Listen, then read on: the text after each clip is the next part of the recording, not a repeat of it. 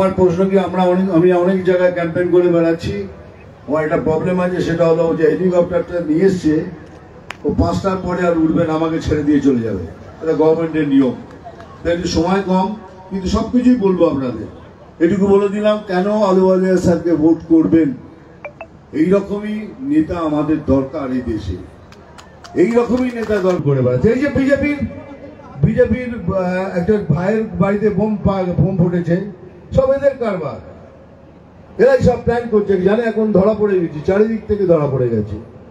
আর মিথ্যে কথা বলে কতদিন চালাবেন, সময় এসে গেছে এখন।